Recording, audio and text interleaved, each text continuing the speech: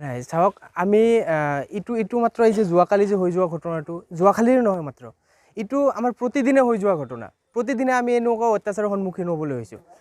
আমাৰ ৰাইজে কিমান চেষ্টা কৰিব আমাৰ চেষ্টা কৰিও আমি একো সক্ষম হ'ব পৰা নাই আমি চৰকাৰক জনাইছোঁ ডিপাৰ্টমেণ্টক জনাইছোঁ আমি ফৰেষ্টাৰক জনাইছোঁ চিভিল এছডিঅ'ক জনাইছোঁ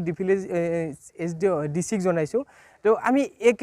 একেজন এনেকুৱা অফিচাৰ এনেকুৱা ডিপাৰ্টমেণ্টৰ বাকী ৰখা নাই যে তেওঁলোকক আমি জনোৱা নাই কিন্তু তেওঁলোকৰ পৰা আমি ৰেছপন্সটো নাপাওঁৱে যে এতিয়া আমি ক'ব লাগিব যে আমাক মানে চৰকাৰ তৰফৰ পৰা গুৰুত্ব দিয়া নাই যে আমি মানে বিজনীৰ পৰা অলপমান ভিতৰত বাবে আমাক গুৰুত্ব দিয়া নাই নেকি যদি আমি বিজনীৰ পৰা অলপমান ভিতৰৰ কাৰণে আমাৰ গুৰুত্ব দিয়া নাই তেনেহ'লে ইলেকশ্যনৰ সময়ত কেনেকৈ আমাৰলৈকে হেলিকপ্টাৰলৈকে আহি মানে ইয়াত উপস্থিত হয় তেওঁলোকে অলপমান চাব লাগে যে ইয়াতো মানুহখিনি ৰৈ আছে আমাক কিবা মানুহ বুলি গুৰুত্ব দিয়া নাই নেকি তো আমাৰ যোৱাকালি যিটো ঘটনা হৈ গ'ল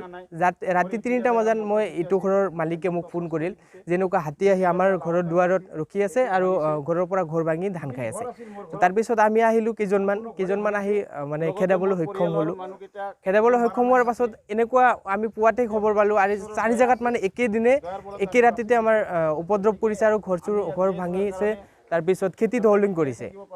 হয় আমাৰ চৰকাৰ তৰফৰ পৰা মানে গুৰুত্ব দিবলৈ মই আহ্বান জনাইছোঁ আৰু যদি গুৰুত্ব নিদিয়ে তেনেহ'লে আমাৰ এইটো যিটো চৰকাৰ চলি আছে আমাৰ ওপৰত গুৰুত্ব নিদিয়াৰ কাৰণে আমি নেক্সটত বিকল্প ব্যৱস্থা কৰিম বুলি আমি ভাবি আছোঁ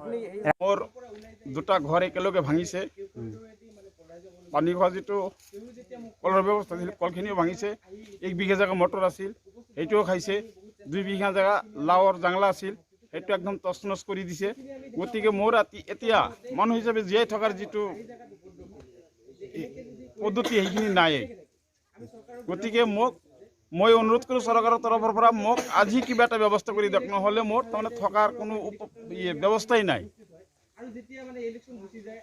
ফেডারেশন বিষ্ণুপুর আঞ্চলিক কমিটির পক্ষ থেকে আপনাদের নিউজ লাইভে অশেষ ধন্যবাদ জ্ঞাপন করলাম। তো আজকে দেখো অনেক দিন ধরে আজকে যেটা হাতির অত্যাচার যখন নাকি একটা হাতি ক্ষতি হয় তো ফরেস্টারে বহুত গুরুত্ব দেয় যে কাউকে জেলে নেবে কারোর মানে হয়তো অনেক অত্যাচার করে মানুষের উপরে এখন আজকের দিনে বহুত ক্ষতি হয়ে গেল আজকের দিনে এরকম হইলো মোটামুটি 3-4টা ঘর হয়তো এরকম একটা বাগান সুপারি বাগান বহুত মানে ক্ষতি করলো তো এটা গুরুত্ব কে দিবে আজকে যদি ইলেকশনের টাইমে একটা সাধারণ পাবলিকের যদি ভোটের মূল্য এত হয় আজকের দিনে কেন এই সাধারণ পাবলিকের উপরে এই সরকারে কেন এত গুরুত্ব দিতেছে না তো আমি সরকারকে ধিক্কার জানাই যে আজকে এত ক্ষতি হওয়ার পরে আমি একটু মানে অনুরোধ করি যে এই ক্ষতি যা হয়ে গেল যে সবাইরে যেন কিছু একটা অনুদান দেয় তো বেশি কিছু বলি না বহুত দুঃখের বিষয় যে আজকে বহুত ক্ষতি হইল আজকে অল্প মানে যদি বেশি